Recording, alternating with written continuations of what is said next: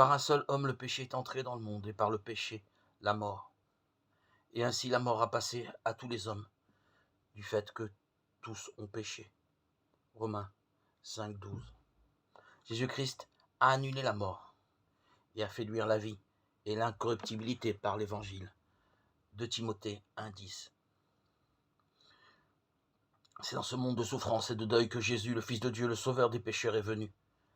Un jour, le père d'une fille unique de 12 ans s'est approché de Jésus, le cœur brisé, en lui disant « Ma fille est en train de mourir ».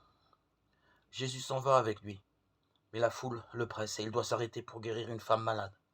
Et pendant que ce père anxieux voit le temps passer, ses voisins viennent le prévenir que l'enfant est morte. C'est donc fini. Quelle douleur! Mais Jésus, le prince de la vie, lui dit aussitôt « Ne crains pas, crois seulement ». Il accompagne le père et entre dans sa maison, où règne une grande agitation. Puis il dit « L'enfant n'est pas morte, mais elle dort ».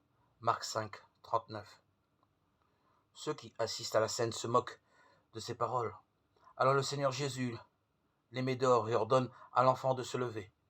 Puis il la rend vivante aux parents stupéfaits.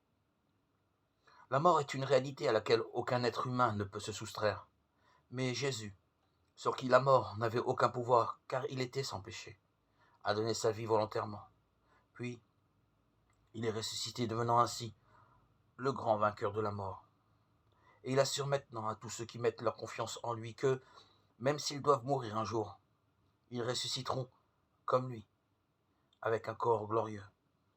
Pour le chrétien, la mort reste un passage difficile, mais elle ouvre la porte sur la joie éternelle au ciel avec Jésus. Psaume 23, 4, 6.